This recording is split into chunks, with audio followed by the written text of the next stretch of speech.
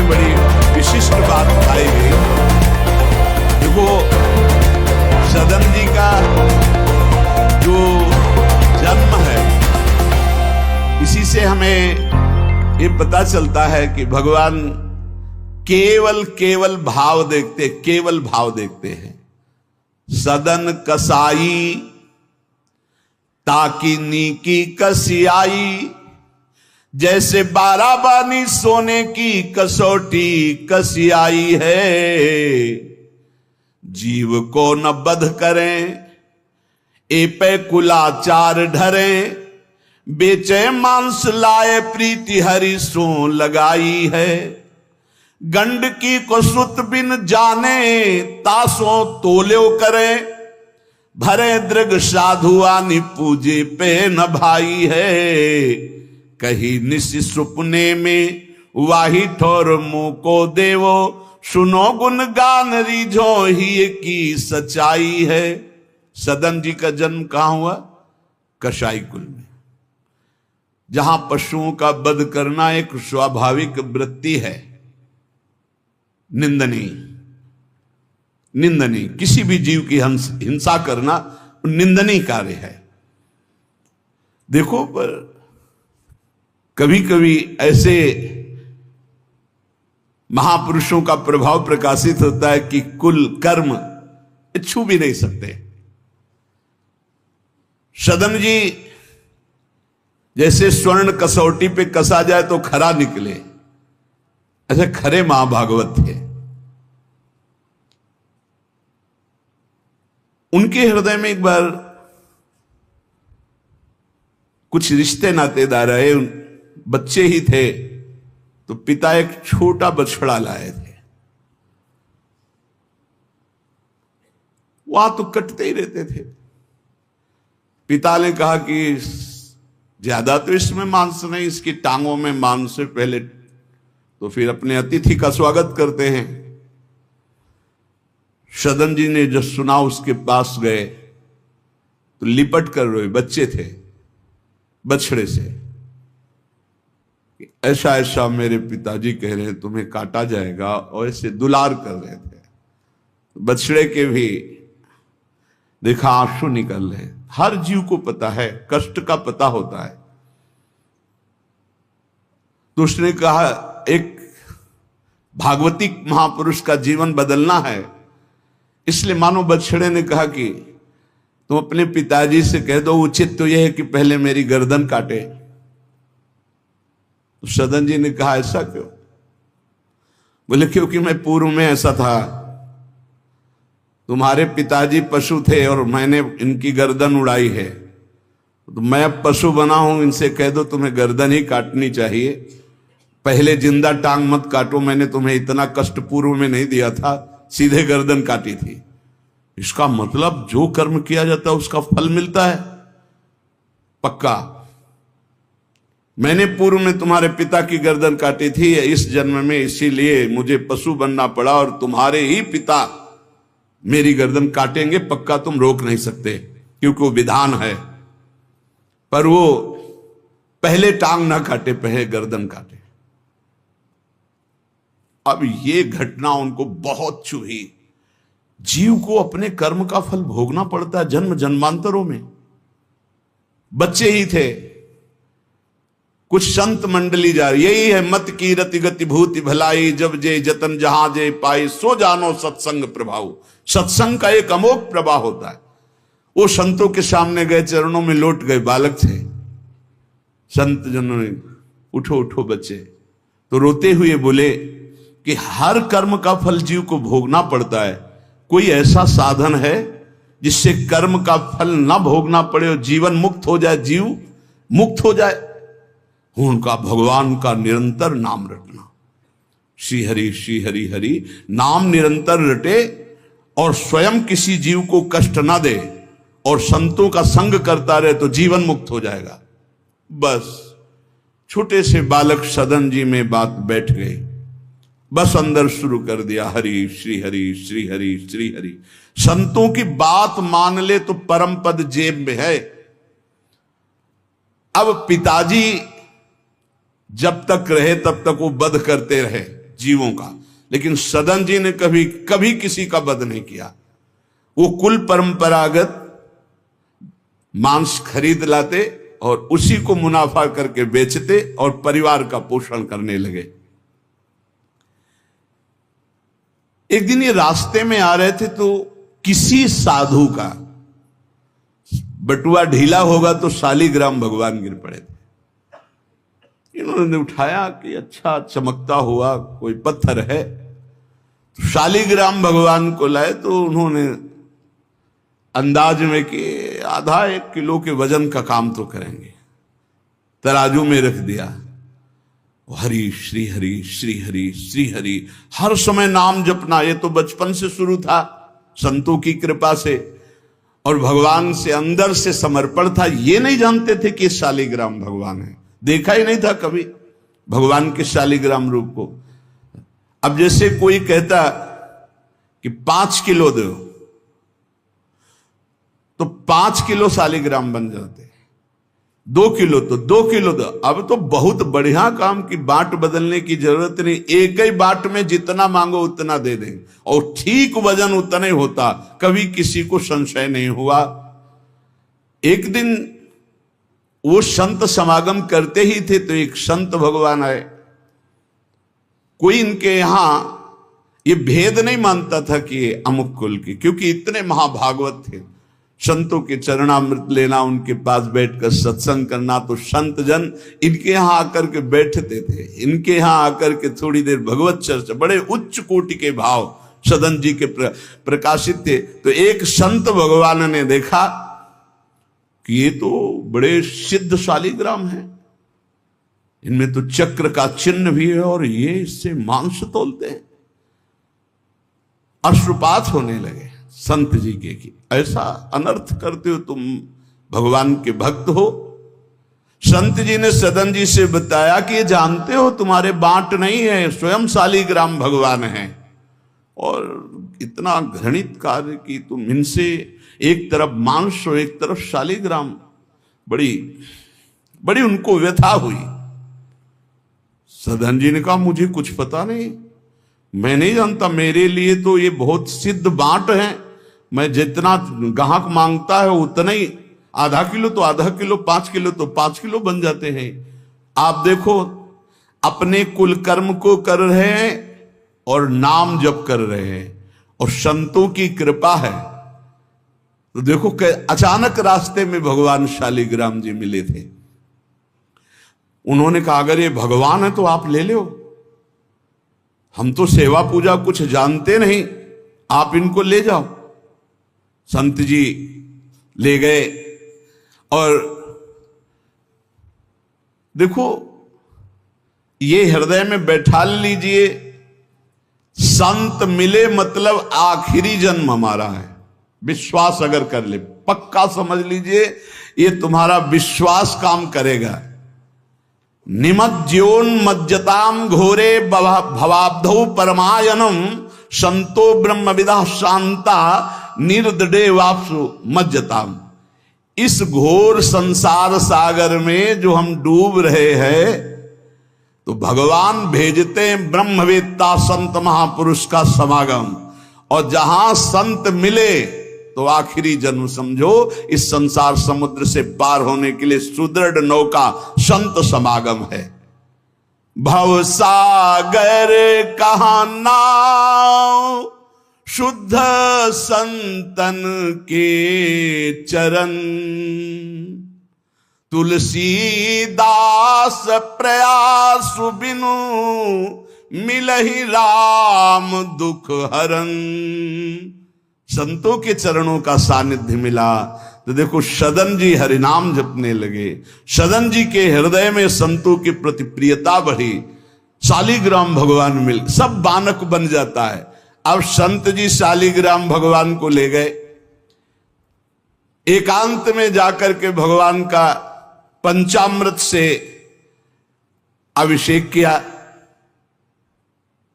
और इसके बाद वेद की स्तुति की, पुरुष सूक्त, शास्त्र शीर्षा पुरुखा सहस्राक्षा शास्त्रपात। भगवान को बिल्कुल अच्छा नहीं लगा। देखो भगवान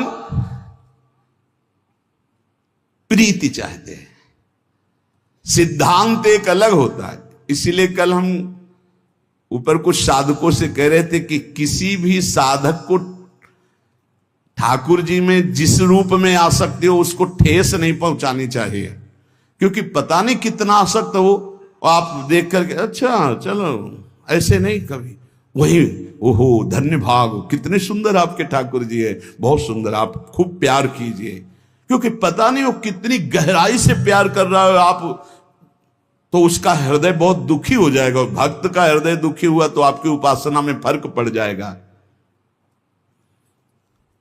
संत जी को लगा था कि कसाई कुल में जन्मे हैं, मांस का उधर पल्ला इधर ठाकुर, क्या अपराध कर रहा है, उनको ऐसा, और बाहरी दृष्टि में लगता भी ऐसा ही है। तो कहा भयो जो पे बड़े कुलहू में जन्म भयो, जप तप नेम व्रत साधन अपार है। कहा भयो तीर्थ अनेकन गमन किए, गयो नहीं जौलो निज मन को विकार है। जौलो मेरे संतन में राखे जाति भेद सदा, तौलो कहो कैसे वह पावे सुख सार है। मेरे साधु नीच पद पंकज ना धोयो, जौलो सब शास्त्रन को पढ़ी बोई भार है। जरा भी भाव किसी भी संत जो भगवत मार्ग के प्रतीक है, जाति पक्ष में रूप पक्ष में इनके तेज तो है नहीं, ये तो ऐसे बिल्कुल नहीं, सावधान, पता नहीं कौन किस कोटि का उच्च कोटि का महापुरुष हो आपका चिन्ह। उन संत बहुत अच्छे संत थे, पर उनके मन में बात आ गई कि जाति के तो कसाई है, काम तो नीचे ही है, मांस देखो नहीं जाना भगवान की महिमा। हम समझ रहे थे उच्च कोटि के, और वो बहुत उच्च कोटि के महापुरुष सदन जी, निरंतर नाम जप। और एक खास बात थी सदन जी में, दैन्यता, कि मैं तो किसी योग्य नहीं, और उनको पता भी नहीं था कि शालिग्राम भगवान हैं। तो लेके आयो साधु मैं तो बड़ो अपराध कियो अभिषेक सेवा करी पे न भाई है। ये तो प्रभु रीझे तो पे जोई चाहो सोई, करो गरो भरी आयो सुनिमति बिसराई है। तेई हरि उरधारी डारी दियो कुलाचार, चले जगन्नाथ देव चाह उपजाई है। मिलो एक संग संग जात वे सुगात सब, तब आप दूर दूर रहे जान पाई है। संत जी ने बड़ा अभिषेक किया, वेद स्तुति की, भगवान को भोग लगाया, बड़ी प्रसन्नता से उच्च सिंहासन पर विराजमान किया। भगवान उसी समय आकाशवाणी हुई, ए साधु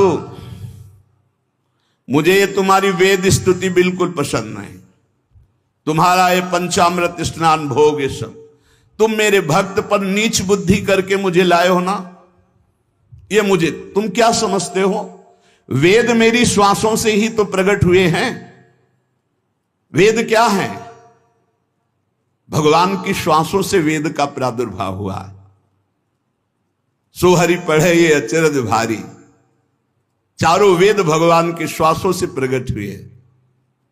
जाकी श्वास वेद श्रुतिचारी, जिनकी श्वासों से चारों वेदों का प्रादुर्भाव हुआ। मैं वेद की स्तुति और गंगा जल से उतना प्रसन्न नहीं होता जितना मैं अपनेपन के भाव से, मेरे सदन जी हैं और मैं सदन जी का हूं, मैं बिल्कुल तुम्हारी सेवा से प्रसन्न, मैं अपराध मानता हूं कि तुम वहां से मुझे लाए हो। साधु जी यह बात सुनकर एकदम घबरा गए, शालिग्राम भगवान को लिया, दौड़ते हुए सदन जी के पास गए और गदगद स्वर में कहा मैंने भारी अपराध कर दिया,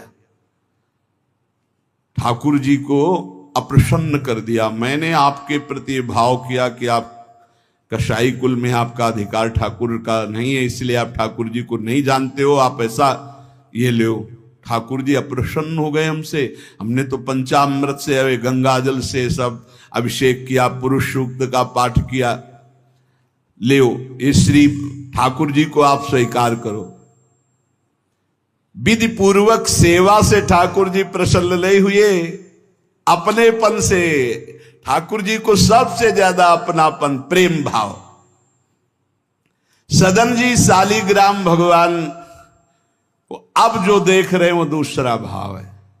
ये भगवान है, मुझे तो अभी तक पता ही नहीं था। साधु जी जब चले गए तो कहा अब तौलने के काम में तो नहीं, एक सुंदर नवीन कपड़े में ऐसे गले पे लगा लिए, ठाकुर जी गले पे डाल दिए। भगवान रीझते हैं भक्त की अपनेपन की प्रीति में।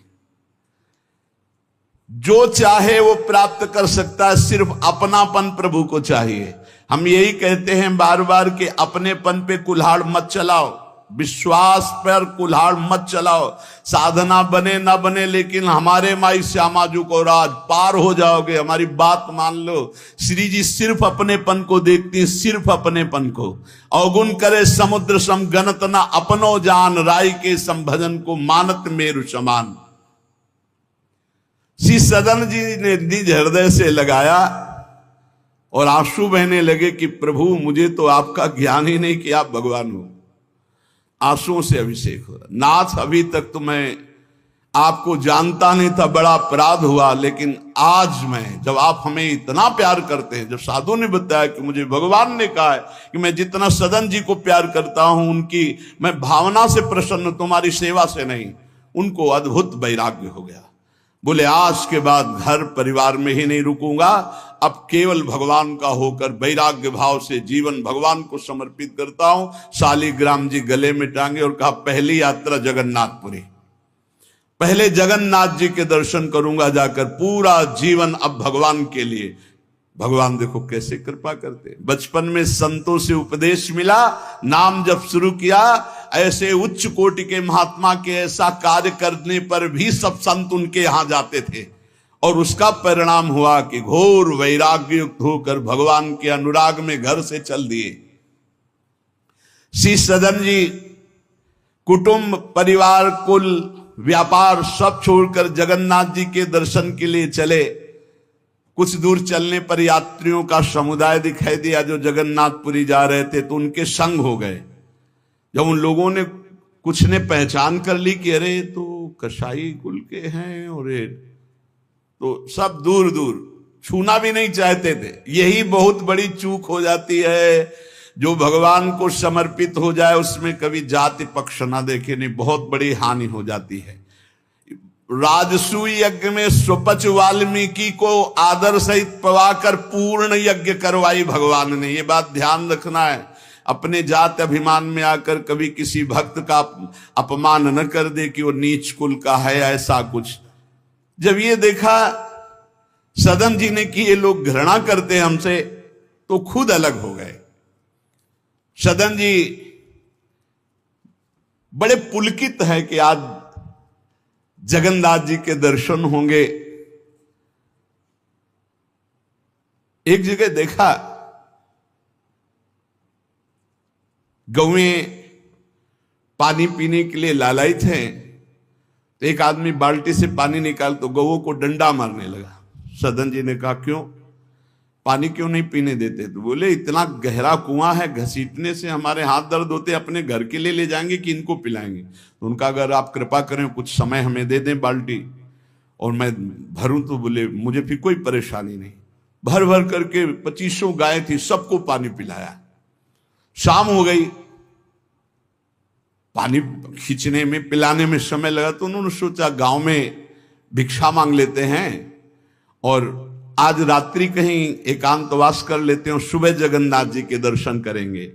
तो आयो मग गांव भिक्षा ले नई ठाव गयो, नयो रूप देखी को तियारी जी परी है, बैठो या ही ठौर करो भोजन निहोरी कहो, रहो निसि सोई आई मेरी मति हरी है, ले वो मुंह को संग गरो काटो तो न होए रंग, बूझी और काटी पति ग्रीव पे न डरी है, कही अब पागो मोशो ना तो कौन तो सो मोसो सुर करी उठी इन मार्यो भीर करी है। बहुत कठिन है वैराग्य लेकर भगवान के मार्ग में परम दयालु स्वभाव श्री सदन जी जगन्नाथ जी के दर्शन करने। रास्ते में एक घर में आवाज लगाई भिक्षाम दे। भगवान की लीला, एक स्त्री निकली भिक्षा लेकर, देखा रूप तो जो भगवान का नाम जप करते हैं, भगवान आश्रित होते हैं, उनका रूप अलौकिक होने लगता है। एक दिव्य आकर्षण होता है जो सबके चित्त को आह्लाद प्रदान करता है, क्योंकि आनंद स्वरूप भगवान का निरंतर चिंतन होता है। उसके प्रभाव से मुखाकृति में एक अद्भुत लावण्य, एक अद्भुत आकर्षण होता है। वो स्त्री ने देखा कि नवयुवक भिक्षुक तेजस्वी, वो रीझ गई, देखते ही रीझ गई, और उसने कहा कहीं मांगने की जरूरत नहीं, आप यहां बैठो और भोजन करो। सदन जी ने कहा हमें पाना तो है ही, जब आप पवाने के लिए कह रही तो पवा दीजिए। स्वाभाविक, क्योंकि अभी वैराग्य मार्ग में निकले। उस स्त्री ने प्रार्थना की, भोजन बना के पवाया और कहा प्रभु यदि आज रात्रि यहीं विश्राम कर लें तो आपको क्या, सुबह जगन्नाथपुरी चले जाइए। आपने उस स्त्री के विशेष आग्रह को स्वीकार करके उसके घर में शयन करना स्वीकार कर लिया।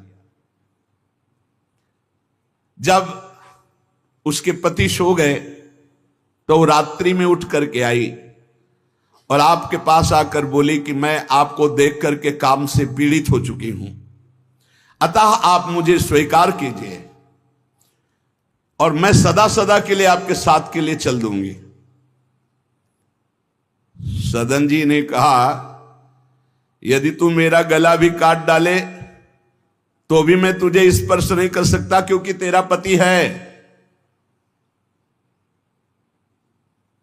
अच्छा, उसने गलत अर्थ ले लिया। उसके भाव में आया कि अगर पति है तो ये स्पर्श नहीं करेंगे, अगर पति ना हो तो स्वीकार कर लेंगे। कोवा मदांधो मदना तो रोवा, अंधों में भी अंधा कौन है, बोले जिसमें काम जागृत हो जाए। वो ऐसे काम से व्याकुल हो गई कि सोते हुए अपने पति का बिल्कुल भी प्रियता न रखते हुए गला काट दिया और आकर बोली सदन जी से कि अब मुझे स्वीकार करो, आपको पति का भय था ना, गला काट दिया। सदन जी ने कहा कि तू कितनी नीच है, जब तू अपने पति का गला काट दिया तो तू कितनी नीच है, इतना सोचा है? वैसे ही मैं तुझे स्पर्श नहीं करता, अब तो तुझे देखना भी नहीं। तो स्त्री ने कहा मुझे ऐसा मत समझो कि मैं तुम्हें भी बख्शिश दूंगी, तेरे कारण मैंने अपने पति का गला काटा है, तो फिर तू भी नहीं बच सकता। तो सदन जी ने कहा क्या कर सकती हो? तो उसने कहा मुझे स्वीकार करो, नहीं उच्च स्वर से अभी हल्ला मचाती हूं। माया का विचित्र तांडव,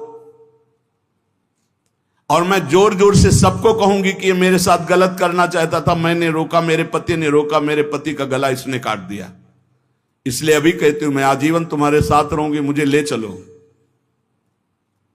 सदन जी ने कहा गला कटवाना बर्दाश्त है, लेकिन स्पर्श नहीं कर सकता। ये सब चूकों की चूक का पूर्ण आहुति, इससे पूर्णता हो गई। मैं धर्म के विपरीत नहीं चल सकता, तू चाहे मेरा गला तू काट दे या समाज से कटवा दे। सदन जी भगवान के भक्त थे, उनके भोले भक्त होते हैं भगवान के, ज्यादा बुद्धि नहीं लगाते हैं, नहीं तो रुकना ही नहीं चाहिए था या उसी समय भाग जाना चाहिए था, भागना चाहिए था। वहां बैठ करके उपदेश नहीं, जब ऐसी घटना है तो भागना चाहिए था। जब वो कि प्रश्न करने के बाद जब सदन जी ने कहा कि तुम्हारा पति है, तुम ऐसा कैसा दुराचार पूर्ण भाव रखती हो, तुम मेरा गला काट दो तो भी तुम्हारा स्पर्श नहीं कर सकता। अब तो उसने देखा कि ये हल्ला मचा दिया, दौड़ो दौड़ो देखो ये ऐसा ऐसा। अब गांव के लोग इकट्ठा हो गए, तुरंत बंदी बनाए गए सदन जी। वहां कौन सुने सदन जी, कौन सुनता है, भीड़ में कोई सुनता है। कड़ा शासन बादशाह का था, उनके सामने पेश किया गया। हाकिम पकड़ पूछे कहे हंसी मार्यो हम, डार्यो सोच भारी कही हाथ कत डारी। कट्यो कर चले हरि रंग मांझ झिले, मानी जानी कछ चूक मेरी यह उर्धारिये। जगन्नाथ देव आगे पालकी पठाई लेन, साधना सो भक्त कहा चढ़े ना बिचारिये। चढ़ी आए प्रभु पास सुपनों सो मिट्यो त्रास, बोले दे कसौटी हूं पे भक्ति विस्तारिये। जब सामने बादशाह के पेश किया गया, सदन जी को पूछा गया स्त्री से क्या दोष है इनका। बोले साहब ये हमारे प्रति गलत भाव रख रहे थे, मेरे पति ने मेरी रक्षा की तो इन्होंने पति का वध कर दिया, फिर मेरे साथ तो मैंने हल्ला मचा दिया, फिर ये बंदी बनाकर आपके सामने ले गए।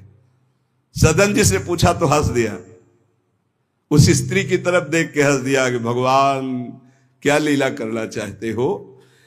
और सदन से पूछा तुमने ऐसा किया, तो बोले जो ये कह रही है वही सत्य है। उन्होंने विचार किया कि जन्म जन्मांतरों में हमारे कोई पाप हैं जिनका निस्तार भगवान करना चाहते, नहीं तो ऐसा क्यों लीला करते। उन्होंने कहा जो ये कह रही है वही बात मानी जाए। सहम गई स्त्री कि है क्या, वो भक्त को क्या जाने। विरोध नहीं किया सदन ने, यह धैर्यवान भगवान के भक्त का। उन्होंने कहा जो ये कह रही है, क्योंकि जो ही प्यारो करे सोई मोहि भावे, जो ये कह रही थी। भगवान के रहस्य को जानने वाले भक्त ऐसा ही। श्री गदाधर भट्ट जी कथा करते थे, अपार भीड़ एकत्रित हो जाती, वृंदावन में आगरे से लोग सुबह भाग भाग करके अपार भीड़ सत्संग। तो एक कल्याण सिंह जी थे, बड़े जमींदार धनी, और सत्संग का प्रभाव है कि जितेंद्रियता, वैराग्य, भगवत प्रीति ये बढ़ती है। तो जब से उन्होंने सत्संग सुना तो ब्रह्मचर्य का नियम ले लिया, पत्नी से बात नहीं करते थे। अब घर गृहस्थी में तो यही संसारिक सुख है। कई महीने हो गए वो अपने राजकाज और सत्संग में भाग जाना, सत्संग से आना, बस एकांत में भजन करना। पत्नी ने देखा कि कई महीने हो गए हमारी तरफ देखना भी नहीं, बातचीत नहीं, ये कहाँ जाते हैं, कौन है ऐसा। तो पता चला गदाधर भट्ट जी क्या। बोले हमारी जिंदगी का कांटा है वो, बड़े सुख चैन से जीवन कट रहा था, जब से सत्संग में गए। अरे दक्ष ने साप दे दिया नारद जी को इसी बात के लिए, साप दे दिया। 2 घड़ी से ज्यादा कहीं तुम टिक नहीं सकते, जाओ साप देता हूं।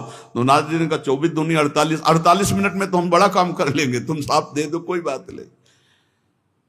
उसने सोचा कि मैं ऐसा मुंह काला करूं गदाधर भट्ट जी का कि कोई सुनने ही ना जाए, तो जब ये कथा नहीं सुनेंगे तो फिर हमसे प्यार करने लगेंगे। इसी ताक में थी कि कैसे क्या करूं। तो देखा उनकी गली में एक भिखारिन मांग रही थी, फटे पुराने कपड़े पहने, गर्भवती थी। फौरन बुलाया और सोने की असरफियां दी। अरे वो तो गली में मांगने वाली सोने की असरफियां मिली।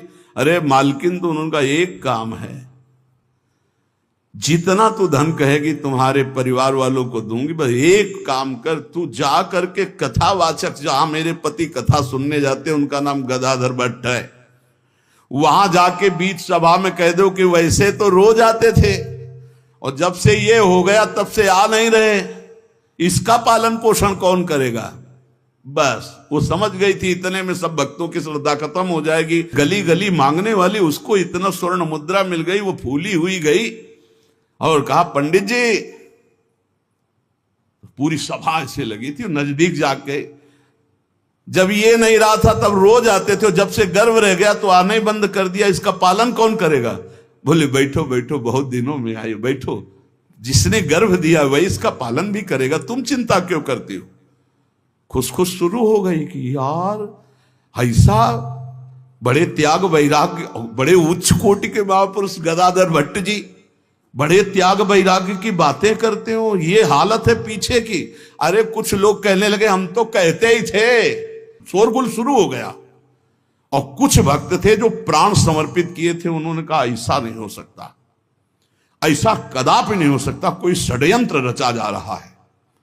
तो उनमें एक बहुत श्रद्धावान और समर्पित थे, उनको बिल्कुल चैन नहीं पड़ा, सोचा अगर सामने से कुछ तो फिर हमारे ऊपर गदाधर भट्ट जी की, और वो समता प्राप्त पुरुष, जैसे सदन जी ने कह दिया जो ये कह रही वही सत्य है, ऐसे उन्होंने कहा कि तुम चिंता क्यों करती हो, जिसने गर्भ दिया वही पालन करेगा, बैठो तुम आराम से सत्संग सुनो। सामने ऐसे तिरछी चितवन से जाकर उसको बुलाया, गदाधर भट्ट नहीं देख पाए, नजदीक गई, पीछे मंच के ले गए, कहा सत्य बोल, कभी तो जानती इनको, कभी मिली है? वो घबरा गई क्योंकि दसियों लोग पीछे पहुंच गए जो श्रद्धावान थे, बोल सच्ची। तो उनका मैंने तो कभी देखा ही नहीं है इनको, ये हमारे पास क्या आएंगे? खोल के दिखाई, इतनी असरफियां मुझे मिली हैं और इससे ज्यादा मिलेंगी। इस बात के कारण मैंने सोचा मेरे परिवार का, अरे तू परिवार के पोषण की सोच रही, लाखों की श्रद्धा की बात है, किसने दिया? बोले कोई कल्याण सिंह है उनकी पत्नी। कल्याण सिंह ने जे ही सुना, गदाधर भट्ट जी ने रोका, सत्संग का मतलब क्या है? बोले सभा में बोल। गदाधर भट्ट जी ने कहा कुछ कहने की जरूरत नहीं है, ये सब भगवान से प्रेरित है। कल्याण सिंह का तुम हमारी आज्ञा का पालन करो, अपनी पत्नी को कठोर शब्द नहीं बोलोगे, लेकिन गृहस्थ धर्म में हो, अपने धर्म का भी तुम्हें पालन करना चाहिए। उस कल्याण को शांति किया और उसको और भेंट दी और कहा जाओ तुम अपना सुखपूर्वक जियो। जैसे महापुरुष जो स्थिति होते उसमें सबको लगने लगा था। उन्होंने कहा बैठो बैठो बैठो, जिसने गर्भ दिया वही पाल। अब वो तो कह रहे हैं भगवान को लेकर, और लोग समझ रहे हैं कि मामला है। ऐसी सदन जी ने कहा जो ये कह रही वो सत्य है, क्योंकि वो समझ रहे हैं कि भगवान कुछ दंड देना चाहते हैं, तो मैं क्यों बचना चाहूं। भक्तों का बड़ा विचित्र स्वभाव होता, समझ पाना बड़ा कठिन। उन्होंने कहा जो कह रही है सत्य है। जो हाकिम था उसने जब देखा तो उसने कहा मेरा हृदय कह रहा है कि इनके चेहरे से लगता है ऐसे नहीं है, पर ये जब स्वयं स्वीकार कर रहे हैं तो दंड देना ही पड़ेगा। तो इस अपराध का क्या दंड होता है? बोले दोनों हाथ काट लिए जाएं। यहां से दोनों हाथ काट लिए गए, लेकिन उनकी मुस्कुराहट में फर्क नहीं पड़ा। 22 बाजारों में कोड़े मार मार करके बेहाल किया जा रहा है। हरि बोल के सिवा एक शब्द नहीं निकला ठाकुर हरिदास जी के। आप विचार कीजिए भक्ति में कितनी शक्ति है, कितनी अपार सामर्थ्य है। इतनी बार कष्ट दिया गया प्रहलाद जी को, एक बार भी हरि से शिकायत नहीं की। हर बार हरि हरि हरि, हर समय मतलब बलिहारी है इन महाभागवतों की जो भगवान के लाडले हैं। माया पर विजय प्राप्त करके दिखा दिया इन्होंने कि चाहे जितना सताओ, हरि के भक्त में ना हरि से प्रश्न है और ना सामने वाले पर कोई शिकवा शिकायत। दोनों हाथ काट लिए गए, मुक्त कर दिया गया, इसलिए कि वैष्णव है, भगवत भक्त है। अपराध बन गया तो हाथ काट लिए गए, उनको जेल आदि नहीं, भगवान के शिच। अब रक्त श्राव हाथों से हो रहा है। जय जगन्नाथ, जय श्री हरि, जय श्री हरि। यात्रा नहीं रुकी जगन्नाथ जी की। जगन्नाथ जी ने तत्काल अपने पार्षदों से कहा मेरे महाभागवत सदन जी आ रहे, तुरंत पालकी लेकर जाओ और उनको बैठाल के लाओ। जगन्नाथपुरी में प्रवेश ही किए थे कि पालकी लिए हुए पार्षद दौड़े, कौन से सदन जी हैं, सदन भक्त किनका नाम है? तो उनका सदन तो इस अधमदास का नाम। पालकी पे बैठो जगन्नाथ जी। अरे उनका कैसे पालकी, भगवान की भेजी हुई पालकी में, पालकी को साष्टांग दंडवत किया ऐसे कि भगवान की नहीं, जबरदस्ती भगवान के पार्षदों ने उठा के पालकी में जय जगन्नाथ। सदन जी सोच रहे कौन सी लीला है, वहां हाथ कटवा रहे। या इतना बड़ा सम्मान कि किसी को नहीं मिल सकता। जगन्नाथ जी के पार्षद पालकी लेकर जब जगन्नाथ जी के सामने गए तो आंख में आंख मिलाई और कहा, प्रभु इच्छा तो थी कि हाथ जोड़कर आपको, पर अब हाथ ही नहीं। तो ऐसे ही जीव किया तो जैसे स्वप्न में दुख मिला था जागते ही खत्म हो जाता है, ऐसे ही कोई पीड़ा नहीं, कोई हाथ कटे नहीं, पूरे नवीन हाथ और साष्टांग भगवान को दंडोत। भगवान ने कहा कि तुम हमारी कसौटी में पास हुए, जाओ तुम्हारे द्वारा इस जगत में भक्ति का विस्तार हो। जो तुम्हारे लीला चरित्रों का गायन करेंगे, जो तुम्हारे भाव, तो तुम उनके अंदर भी जैसी तुम्हारी सामर्थ्य भक्ति की वैसी भक्ति की जागृति हो। उसी को प्राप्त होती है जो प्रथम श्री सदगुरुदेव भगवान के चरणों की शरणागति ली। जो गुरुदेव भगवान के श्रीमुख से निकला नाम मंत्र, वो गुरुदेव भगवान ने मानो अपना जीवन दे दिया।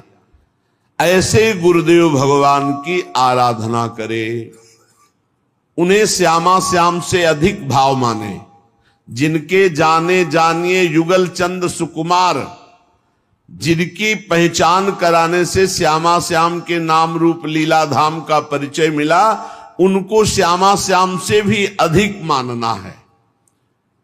तिनको तिनहुन ते अधिक। उधर भगवान श्री रामचंद्र जी महाराज सबरी मैया से कह रहे, सातो सम मोहि मैं जग देखा, मोते अधिक संत कर लेखा। सातवीं भक्ति है सर्वत्र भगवान का अनुभव करना, पर संत सदगुरुदेव को भगवान से भी अधिक मानना। ये स्वयं भगवान श्री रामचंद्र जी के श्रीमुख के वचन है, जब सबरी मैया को नवधा भक्ति का गान करके सुना रहे। तो प्रथम ही सेवहु गुरु के चरण, श्री सेवक जी महाराज कह रहे हैं। इसमें निष्ठा प्रदान होती है। श्री सेवक जी महाराज और चतुर्भुज दास जी महाराज दोनों परम मित्र, एक साथ ही सत्संग करना, संत सेवा करना, भगवत आराधना करना, बहुत घनिष्ठ मित्रता। पर कभी किसी संत को गुरु बनाने की इच्छा नहीं हुई। एक बार बड़े रसिक सिद्ध संत वृंदावन के हरिवंश महाप्रभु के चरण आश्रित नवलदास आदि ये महापुरुष गढ़ा गए, भ्रमण करते थे। जहां कहीं संत देखते सुनते तो सेवक जी महाराज और चतुर्भुज दास जी महाराज ये प्रार्थना करके लाते, कई दिन रुकाते, खवाते, पिलाते, सत्संग करते। जब वृंदावन के सिद्ध रसिक संत से मिलन हुआ तो इनके हृदय में आया कि हाँ, यही तो खोज मेरी थी, प्रिया प्रीतम का प्रेम। बोले ये स्थिति कैसे प्राप्त होगी? बोले हमारे गुरुदेव हरिवंश चंद्र जो वृंदावन में विराजमान है, आप उनकी शरण में होइए, उनके द्वारा दी हुई उपासना पद्धति से आप इस प्रेम रस को प्राप्त कर लेंगे। कई दिन बड़ी सुंदर निकुंज की चर्चा हुई। सेवक जी ने मन में निश्चय कर लिया, मेरे गुरुदेव श्री हित हरिवंश चंद्र जो ही हैं। ऐसा चतुर्भुज दास जी ने भी किया। भगवत लीला कथा श्रवण संत सेवा आदि के भाव में इतने मगन कि कुछ दिन में सूचना मिली कि महाप्रभु हरिवंश चंद्र जी महाराज अंतर्धान हो गए। जे भी सुना तो सेवक जी के मानो प्राण निकल गए कि अरे, जिनको मैंने गुरुदेव रूप में वरण किया अभी प्रकट तो देखा ही नहीं, कोई संस्कार शरणागति निज मंत्र कोई दीक्षा नहीं हुई और मेरे गुरुदेव अंतर्ध्यान हो गए। अब मेरे जीवन का क्या? बस हा हरिवंश, हा हरिवंश, रात दिन नाम रटना, न खाना न पीना, बावरे जैसे ऐसे विपिन वन में घूम रहे, जहां किसी वृक्ष के नीचे रो रहे। चतुर्भुज दास जी को भी शयन नहीं हुआ महाप्रभु का अंतर्ध्यान होना। वो सीधे वृंदावन आए। जब यहां आए रसिकों से मिले, सबने समझाया ये महाप्रभु का ही स्वरूप बनचंद्र महाप्रभु हैं, जो इस समय गादी पर विराजमान हैं, हरिवंश चंद्रजू के प्रतिरूप हैं, उनके लाडले बड़े पुत्र हैं और तिलकैत अधिकारी हैं। आप उनसे दीक्षा ले लो। दीक्षा ले ले। लौट के गए तो सेवक जी की दशा बड़ी उच्च कोटि की। तो उन्होंने कहा कि आप भी दीक्षा ले लीजिए चलकर। वृंदावन में महाप्रभु हरिवंश चंद्रजू का प्रतिरूप है बनचंद्र महाप्रभु, आप तो उनका हमारी दीक्षा हो गई। कैसे? बोले हरिवंश चंद्रजू से। मन वचन कर्म से मैं अपने गुरुदेव को समर्पित, अपने अंतर की बात। महाप्रभु अंतर ध्यानी हुए हैं, कोई ऐसा थोड़ी कि है नहीं। महाप्रभु विराजमान है, उन्हीं का है सब पूरा वैभव। सखी सखा क्यों कहो निवेद, तो मेरे मन की अवसेर तेरी शकल प्रभुता कहो। संपूर्ण प्रभुता प्रेम की उसी हित की ही है। महाप्रभु हरिवंश चंद्रजू गढ़ा में प्रकट हुए, सेवक जी को निज मंत्र का उपदेश किया, संपूर्ण नित्य विहार बताया, और ये सेवक वाणी की रचना करके फिर वृंदावन आए। तृप्त होकर दिव्य वृंदावन का अनुभव करके फिर वृंदावन सेवक जी महाराज आए। वो सेवक जी महाराज कह रहे हैं, जो कुछ प्राप्त होता है गुरु निष्ठा से प्राप्त होता है। प्रथमई सेवहु गुरु के चरण, जिन यह धर्म कहो सब करन, नाम प्रताप बताइयो। सबसे पहले उपासक को जब नाम जपा जाता है और गुरुदेव का वर्ण नहीं किया जाता तो वो नाम गुरुदेव तक पहुंचाता है, और जब गुरुदेव नाम देते हैं, मंत्र देते हैं, तब वो सिद्धावस्था को प्राप्त होता है। जो गुरुदेव ने तुम्हें उपासना पद्धति बताई प्रेम धर्म की, और जो नाम दिया, रात दिन उसी पद्धति से चलो, नाम जप करो, गुरुदेव का रात दिन सेवन करो। रात दिन सेवन कैसे होता है? मेरे मन वचन कर्म से जब गुरुदेव की प्रियता जागृत होती, मेरे गुरुदेव, तो यहां गुरुदेव बैठे रहते आज्ञा चक्र में, एक सेकंड का विस्मरण नहीं होता, क्योंकि मंत्र उन्हीं का, नाम उन्हीं का, उपासना उन्हीं। गुरुदेव ने कहा ऐसा करना, ऐसा, हर समय गुरुदेव मानस पटल पर बैठे रहते। कैसा आनंद है जिसका गुरु चरणों में अनुराग हो। अब जो गुरुदेव ने नाम दिया और मंत्र दिया, रात दिन उसको जपो। यदि गुरुजनों से जुड़ते हो, संत महापुरुषों से, तो भजन के लिए जुड़ते हो, जो उनकी नियमावली दी गई है उसका अक्षरशः पालन करो तो माया पर विजय प्राप्त कर लोगे। मान लो 11 माला कुछ नहीं होता, लेकिन 11 माला करते रहोगे तो वो तुम्हें दिव्यता की तरफ पहुंचा देगा, क्योंकि गुरु आज्ञा है। बोले श्री हरिवंश नाम अनुसर हो, निष्दिन गुरु को सेवन करहो। हरिवंश नाम हा हरि रा राधा बा वृंदावन सा सहचरी। वृंदावन में विराजमान सहचरियों के मध्य में जो श्यामा श्याम है, सब हरिवंश नाम का वैभव है। अगर हम शरणागत मंत्र जप रहे तो हरिवंश नाम जप रहे, निज मंत्र जप रहे तो हरिवंश नाम जप रहे, राधा वल्लभ श्री हरिवंश जप रहे तो जप रहे, राधा राधा जप रहे तो जप रहे, क्योंकि हरिवंश चंद्रजू का स्वरूप यही है। रात दिन गुरुदेव भगवान का सेवन करो, सेवा करो। क्या सेवा है? उनकी आज्ञा का पालन करना, और सकल समर्पण प्राण धन। हमारी जो बुद्धि धन पर जाती है, उसका निर्णय यह है कि यदि आप अपनी श्वास रूपी धन को गुरुदेव को दे दो तो सबसे बड़ा दान कर दिया। आज से नियम लेते हैं, कोई भी श्वास राधा नाम के बिना नहीं जाएगी। हो गया, बहुत बड़ा धन दे दिया, बाहरी धन तो आया चला गया, ये सब माया का नाटक है। लेकिन वास्तविक प्राण और धन समर्पण की बात कही है।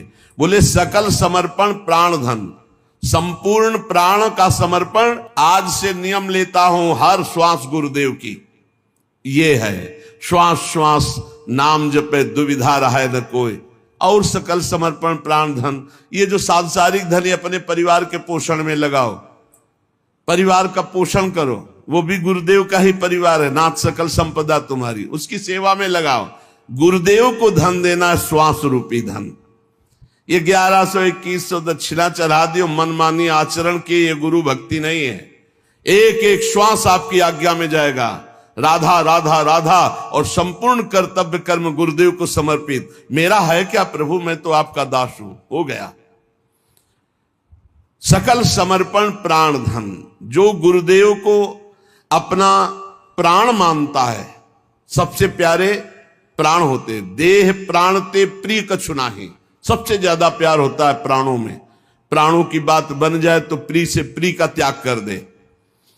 तो गुरुदेव हमारे प्राण और समर्पित है प्राण धन, इसी से प्राणों का पोषण होता है, यही प्राणों का धन है। श्वास बंद कर दो, अभी प्राण निधन हो जाएगा। अगर ये श्वास गुरुदेव को दे दी तो सब कुछ दे दिया, और अगर गुरुदेव को श्वास नहीं दी तो गुरुदेव जानते हो, साधना अवस्था में ही ये सांसारिक भोग जिनको आप महत्व दे रहे हैं, कूड़ा करकट की तरह त्याग दिए गए हैं। जिनको तुम सुख समझते हो, उनको सच्चे मार्ग में चलने वाले प्रारंभिक साधक ही विष्ठावत, मलवत, बमनवत ऐसे त्याग देते हैं, जिनको तुम महत्व समझते हो। सेव संतरा रुपया पैसा या गुरु का महत्व है क्या? नहीं, गुरु का महत्व है तुम्हें भगवत प्राप्ति हो जाए, इसलिए तुम आज्ञा में रहो, तन मन प्राण समर्पित कर दो, जहां जैसी आज्ञा। अब जो ही कहें करे हम सोई आए, इसलिए चले निज दासी। इन्हीं शब्दों का दुरुपयोग किया जाता है। हाँ, गुरु को समर्पित कर दो तन, गुरु को समर्पित कर दो धन, और इतनी ताकत तुम में नहीं है कि उसका खींच लो मन, तो फायदा क्या हुआ? बात समझना, इन्हीं सत्य शास्त्रों के वचनों का दुरुपयोग किया जाता है। गुरु को क्या चाहिए? गुरु को आपका सर्वस्व चाहिए। सर्वस्व आपका क्या है? प्राण और श्वास। प्राण और श्वास गुरुदेव की तो सब कुछ हो गया, समझ लेना। प्राण और श्वास जिसने गुरुदेव को नहीं दिया, वो गुरुदक्षिणा नहीं दी, प्राण समर्पित। भगवान भी गीता जी में कहते मदगत प्राणा मच्चित्ता मदगत प्राणा बोधयंता परस्परम, मेरे प्राण वाला हो जाए। प्राण वाला कैसे? एक एक श्वास भगवान का नाम जप करते हुए भगवान के लिए ही सारी चेष्टा हो रही, उसे मदगत प्राणा कहते हैं। श्री सेवक जी महाराज कह रहे, गुरु सेवा तज करहि जे बान, यह अधर्म यह सब हानि कान नरस कर में रहा है। देखो, मन तो राजीवन विषयी पापी पुरुषों का भी है जो जीवन जी रहे हैं, लेकिन जीना ही केवल सार्थक बात नहीं है। जीना किसके लिए है? तो बोले जो गुरु की आज्ञा का त्याग करके मनमानी आचरण करके जी रहा है, वो यह है अधर्म यह है सब हानि। बहुत बना के साधन करे और गुरु से द्रोह कर ले, गुरु की आज्ञा का उल्लंघन कर दे, तो कभी भगवत प्राप्ति नहीं हो सकती, चाहे वो सर के बल खड़ा होकर भजन करे। ब्रज के भक्त और भक्तमाले बड़े बड़े चरित्र हैं, आप पढ़कर देख लीजिए। गुरु कृपा ही केवलम। इसीलिए शास्त्र कहता है ध्यान मूलम गुरु मूर्ति, पूजा मूलम गुरु पदम, मंत्र मूलम गुरु वाक्यम, मोक्ष मूलम गुरु कृपा। सेवक जी महाराज करे गुरु सेवा तज करे जे बानी, यह है अधर्म यह है सब हानि कान नरस कन में रहा है। एक छोटा सा बालक सत्संग में गया, उसने सुना भगवान नाम जप करने से सब कुछ प्राप्त हो जाता है, सब ज्ञान हो जाता है। अब स्कूल जाता तो वहां बैठे रहे राम राम राम राम राम राम राम राम राम राम। तो आसपास के बच्चे सुनते, शिकायत किया, पिटाई की गई, हे तू क्या जपता है, शास्त्र क्यों नहीं पढ़ता, जो पढ़ाया जाता है उसको पढ़। कुछ नहीं बोलता। घर शिकायत गई, घर के लोग पीट रहे, बस वो पकड़ ली बात, नाम जपने से राम राम राम। जैसे बड़ा हुआ, कॉलेज गया, हर स्कूल में फेल। माता पिता अर्थ लगाकर उसे 2 4 5 क्लास तो पास करवाए किसी तरह, लेकिन कुछ नहीं लिखना, जहां कापी आवे बस ऐसे। उसने सुना था नाम से सब कुछ प्राप्त हो जाता है, सारा ज्ञान विज्ञान पढ़ाई लिखाई सब प्राप्त हो जाता। वो छोटा बालक, ना पढ़ने में रुचि ना कुछ, बस राम राम राम राम। अपमान होना शुरू हुआ, स्कूल में अपमान, विद्यार्थी अपमान, जब सर्टिफिकेट आती तो घर वाले पिटाई करते, अपमान। तो उसको लगा क्या संत झूठे बोलते हैं क्या? कहा था नाम से सब कुछ प्राप्त हो जाता है और मुझे कुछ पढ़ना नहीं आता, कुछ नहीं। काफी समय नाम जप करते हुए हो गया, अब अपमान नहीं सहा जा रहा था। जैसे जैसे शयाना होता घर के जन सब अवल वो राम राम राम। एक दिन उसने सोचा कि ऐसे जीवन से क्या, घर से निकला शरीर छोड़ने के लिए। जे भी प्राण हत्या अपनी करने के लिए चेष्टा करने वाला था, पीछे से एक सिद्ध संत, रुको, मुड़ के देखा एक पागल जैसा आदमी। तुम्हें अविश्वास है नाम में? बोले अभी तक था, अब नहीं। बोले जबान निकाल, देखो और कुछ नहीं लिख रहा, यही लिख रहा हूं जो तू जप रहा है, क्योंकि अभी तक गुरुदेव की प्राप्ति नहीं हुई थी। केवल श्रवण करके नाम जप शुरू किया, लिखा ऐसे ही, किसी और से नहीं, ऐसे अंगुली से राम जा। जे ही नाम लिखा और फिर वही नाम जप किया। सब विद्या, ककाहरा मात्रा इनकी तो बात जाने दो, व्याकरण संस्कृत वेद सब भारी प्रकांड विद्वान। क्या नहीं गोस्वामी तुलसीदास जी ने रामचरितमानस में लिख दिया। ज्ञान वैराग्य भक्ति लोक धर्म वेद धर्म कुल धर्म सब, और क्या राम के सिवा और कुछ नहीं। पूज्य श्री मथुरा दास जी महाराज कहते थे, जी हमने कभी स्कूल का मुख नहीं देखा, और आप आश्चर्य मानेंगे महाभारत के अमुक अध्याय के अमुक श्लोक बोलते हैं। महाभारत कंठस्थ, रामायण कंठस्थ, महाभारत बैठ के सामने सुना, पूरी रामचरितमानस कंठस्थ, पूरी भक्तमाल जी कंठस्थ, और कहते हैं जी हमने कभी स्कूल का मुख नहीं देखा। नाम प्रताप, जितना नाम प्रताप। गुरु सेवा तज करें जे बान, यह अधर्म यह सब हानि। गुरु कृपा प्रसाद से सब ज्ञान प्राप्त हो जाता है। अगर गुरु आज्ञा का उल्लंघन करके मनमानी कोई आचरण करे कि हम तो एकांत भजन करते हैं, कुछ नहीं कर पाओगे। शिव विरंचिका मोहई को है बपुरा आन। बड़े बड़े महापुरुषों को भी भ्रम में डाल दे ऐसी भगवान की माया, ये गुरु कृपा से ही केवल दूर होती है। भगवान ही गुरु है, गुरु ही भगवान है। बंदो गुरुपद कंज कृपा सिंधु नर रूप हरि, महामोहतम पुंज जासु बचन रवि कर निकर। कहीं द्रोह नहीं करना, गुरु का द्रोह कर रहे हो। तेन बचन मानत गुरु द्रोही, निस दिन करत आपनो भायो। तो इत व्यवहार न उत परमारथ, न तुम्हारा व्यवहार बनेगा न परमार्थ बनेगा, नष्ट हो जाओगे। सेवक जी महाराज कह रहे हैं यह या धर्म यह सब हानि। चाहे जितना बनाकर को भजन करो, धर्म करो, अगर गुरु से द्रोह है, गुरु आज्ञा का उल्लंघन है, तो न परमार्थ बनेगा न व्यवहार बनेगा। गुरु गोविंद न भेद कराई, संतत सुनो रसिक्षित लाई। श्री हरिवंश प्रताप जस। गुरु और गोविंद में भेद नहीं है, गोविंद ही गुरु है, गुरु ही गोविंद है। दोनों समान होते हुए भी गुरु अधिक हैं गोविंद से, क्योंकि गुरुदेव की ही कृपा से गोविंद के स्वरूप का अनुभव होता है। अगर गुरुदेव भगवान प्रसन्न है, हरि रूठ जाए तो कुछ नहीं बिगड़ेगा। हरि रूठे गुरु शरण है, और गुरु रूठे हरि नाहि। और अगर गुरु रूठ गए तो भगवान तुम्हारे पक्ष में नहीं हो सकते, पक्का।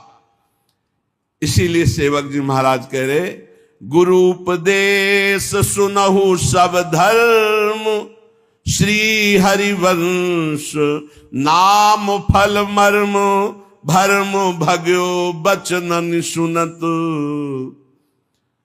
गुरुदेव भगवान के ही वचन सुने, खास बात है। अगर हम सत्संग सुनते हैं, हमारे इष्ट, हमारी रसरीति, हमारे भजन पद्धति से मिलता हुआ सत्संग है, तब तो लाभदायक होगा, नहीं नुकसान हो जाएगा। संग का रंग निश्चित चढ़ता है। इसीलिए सत्संग सुने और उसमें जो गुरुदेव की उपासना के अनुकूल हो वो बात पकड़े और सब छोड़ दे। मंगलमय भगवान के पावन चरित्र है, सुना, लेकिन जो गुरुदेव के उपदेश से मिल रहा है उसे स्वीकार किया, अन्यथा नहीं। गुरु उपदेश सुनो तब धर्म, भाई ये बात समझना है। शास्त्र है राजमार्ग, और गुरुदेव उस पगडंडी से ले जाते हैं जहां बहुत जल्दी भगवत प्राप्ति होती है। बस उनकी आज्ञा पर चलना है, मनमानी एक भी आचरण न हो तो आप खुद अनुभव। गुरु उपदेश सुनो सब धर्म, श्री हरिवंश नाम फल मर्म भर्म भगव बचनन सुनत। श्री गुरुदेव भगवान जो अपने प्रेम धर्म का उपदेश कर रहे हैं, जो नाम की महिमा, जो मंत्र की महिमा है, गुरु वचन से सुनने से सब भ्रम नष्ट हो जाता है। और वचन केवल उनके थोड़ी हैं, वो तो ज्ञान से भरे हुए हैं। जे भी अंदर वचन गए, ज्ञान का प्रकाश हुआ, अंधकार नष्ट हुआ। सुख मुख वचन जो श्रवण सुनावो, तब श्री हरिवंश सुनाम कहावो। इस मार्ग में वृंदावन नित्य विहार रस में चलने वाले को पहले श्रीमद् भागवत का स्वाध्याय करना चाहिए। पहले समझे तो श्री कृष्ण कौन है। जब श्री कृष्ण की महिमा का पता चलता है, तब राधा तत्व की महिमा आपको समझ में आएगी। श्री कृष्ण क्या है जब ये पता चलेगा, वेद जिसको नेत नेति, आगम निगम पुराण जिसकी महिमा का गान करते हैं, भगवान शेष जी भी अनंत महिमा से युक्त प्रभु की नाम रूप लीला का गायन करते रहते। 2000 जिभ्या से फिर भी पार नहीं पाते, सरस्वती जी भी पार नहीं पाती। ऐसे प्रभु जिन स्वामिनी जी के सामने करबद्ध है, तब पता चलता मेरी महारानी श्री राधा रानी। इसीलिए कह रहे पहले श्री शुकाचार्य जी के गाया हुआ जो परम मंगलमय श्रीमद् भागवत ग्रंथ है, पुराण है, इसका स्वाध्याय रस मार्ग में चलने वाले को करना चाहिए। श्री भगवत रसिक जी भी कहते हैं, प्रथम सुने भागवत भक्त मुक्त भगवत बानी। पर ये भागवत प्रेमी महापुरुषों से सुने। क्या होगा कि जो जिस राग में रंगा होता है, अगर राग है ब्रह्म ज्ञान का राग है, दासत्व का राग है, सख्य का, तो वैसे ही भागवत की चर्चा होगी। और अगर वो अनुरागी नहीं है, प्रेमी नहीं है, तो फिर और दूसरी प्रकार की चर्चा होगी। तो हमें चाहिए प्रिया प्रीतम, तो हमें प्रिया प्रीतम के अनुरागी के मुख से, प्रिया प्रीतम के रस में भरे हुए हृदय वाले से श्रीमद् भागवत का श्रवण करना है। बोले जब श्रीमद् भागवत का श्रवण होता तब इस प्रेम धर्म की तरफ विशेष खिंचाव होता है। मन सुमिरन विसरे नहीं, हर समय जो गुरुदेव ने नाम मंत्र दिया है उसी के सुमिरन में मगन रहो। हरि गुरु चरण सेवा अनुसरहु, अर्चन बंदन संतत करहु, दासंतन कर फल रहो। सख्य समर्पण भक्ति बढ़ाई, संतत रसिक सुनहु चितलाई, श्री हरिवंश प्रताप जस। जब हम नवधा भक्ति प्रिया प्रीतम के लिए करते हैं तो इससे प्रेम का प्रादुर्भाव होता है। जब हम नवधा भक्ति का अनुष्ठान श्यामा श्याम के प्रति करते हैं, तब आगे आया है पाई रस भक्ति गूढ़ जुग जुग जग, दुर्लभ भौ इंद्रादि विधिम, आगम निगम पुराण अगोचर, सहज माधुरी रूप निधिम। आगम निगम पुराणों में जिन राधा तत्व का वर्णन नहीं है, जिस रूप का, जिस नित्य विहार निकुंज का वर्णन नहीं है, वो राज दरबार का वर्णन करते हैं। उस रूप का रसास्वादन हरिवंश चंद्रजू रस भक्ति प्रदान करके देते हैं। इसीलिए आचार्य शरणागत, गुरु शरणागत अत्यंत अनिवार्य है होना। अब नवधा भक्ति जब हम अपने प्रिया प्रीतम के प्रति करते हैं, पहली गुरु चरणों का आश्रय, उनके द्वारा उपदिष्ट नाम मंत्र, आठों पहर गुरु आज्ञा में रहना। दूसरी, सदैव गुरुदेव और हरि के प्रति अहम समर्पित करके दास्य भाव रखना, क्योंकि प्रेम उसी के हृदय में आता है जो अहंकार रहित होता है। वैसे भी कोई पान करता है तो ऐसे करता है, ऐसे थोड़ी कोई पान करता है। ऐसे है अहंकार, ऐसे है दैन्यता। इस मार्ग में तृणते नीच पनपो कहत शुभ अशुभ न जानहि। न शुभ से मतलब है ना अशुभ से। अपने को तृण से नीच समझे तो बहुत जल्दी प्रेम रस हृदय में आवे। तो दासत्व का भाव रखे, बस ध्यान रखे कि अन्य संग न होने पावे। नहीं तो इस दासत्व में फर्क पड़ जाएगा, अन्य संग ना होने पावे। जहां दासत्व है तो दासत्व की चरम अवस्था है अपने आप को भूल जाना, केवल स्वामी की स्मृति में रहना। एक ही बचा, सिद्धांत में एक बचना चाहिए। तो ब्रह्म नहीं, माया नहीं, नहीं जीव नहीं काल, अपनी सुदिना रही एक रहो नंदलाल। बचे एक ही ब्रह्म, पर दासत्व से प्रेम रस का रसास्वादन होता है। और हमारे ही प्रभु सख्य है। अब हम दोस्ती किससे करेंगे? अपने प्रभु से। हितमित्र बड़े कृपालु हमारे दोस्त है, श्यामा श्याम सख्य है। हमारे प्रभु हमारे मित्र भी है। तुमेव माता च पिता तुमेव, तुमेव बंधुश्च सखा तुमेव। हम अपनी श्री जी को क्या कहते हैं? प्रिय सखी है, सख्य है। हमारे लालजू, हमारी लाडली जू। अरे किसी के एक दोस्त होता है तो छाती फुला के चलता है, हमारे तो त्रिभुवन पति दो दो दोस्त है। बिहरत दो प्रीतम कुंज, प्यारी जू और प्यारे जू। अरे ठसक लाओ, यही हमारे दोस्त है। किसी और दोस्त की जरूरत है क्या? इनके चरण चिन्हों में सब अस्त्र शस्त्र विराजमान है। प्यारी जू के चरण चिन्हों का जो आश्रय लिए, सुदर्शन चक्र, कौमोदकी गदा, ये सब उसकी सुरक्षा में रहती, क्योंकि ये सब प्यारी जू के चरण चिन्हों में विराजमान है। हम श्रवण करें तो अपने इष्ट की महिमा, कीर्तन करें तो अपने इष्ट का, स्मरण करें तो अपने इष्ट श्यामा श्याम का। अगर हम दासता स्वीकार करके सेवा करें तो अपने इष्ट की। अर्चन, बंधन, सख्य, आत्मसमर्पण। आत्मसमर्पण पूर्ण भक्ति है। अब हमारा शरीर, मन, वाणी और स्वयं हम श्यामा श्याम को अर्पित है। पाई भर की चिंता मत करो, हमारी बात को केवल समझ लो। अहम के कारण तुम्हें सब भोगना पड़ रहा है। अगर अहम समर्पित कर दो श्री जी के चरणों में, अभी देखो भागवतिक सिस्टम से आपका जीवन चलने लगेगा। कैसे तुम्हें कैसे बतावे, एक एक पल पल की कृपा का आपको ऐसा अनुभव होगा कि रोते रहोगे। केवल अहंकार केवल समर्पित कर दो, बढ़िया अभी आनंद आ जाएगा। ये पूरी सृष्टि का चक्र चल रहा है, तुमसे नहीं चल रहा है। पूरी सृष्टि का पालन पोषण हो रहा है, तुमसे नहीं हो रहा है। तुम अहंकार केवल करते हो, मैं करता हूं, तुमसे कुछ नहीं हो रहा है। अगर तुम कुछ कर सकते हो तो अपना बुरा कर सकते हो। भरोसे में हो जाओ श्री जी के, माला माल हो जाओगे। जिससे संपूर्ण सृष्टि का भरण पोषण होता है, उन्हीं से सबका भरण पोषण होता है। आपको भरोसा अपने दिमाग का है, अपने भुजाओं का है, अपने अहंकार का, इसलिए आप परेशान हो। आत्मसमर्पण बहुत बड़ी चीज है, बहुत बड़ी वस्तु है आत्मसमर्पण। भात भरने के लिए एक सिक्का नहीं था, वर्षा करवा दी सोने चांदी की नरसिंह जी के यहां। ये कोई ऐसा नहीं कि केवल कथा मात्र है, परम सत्य है।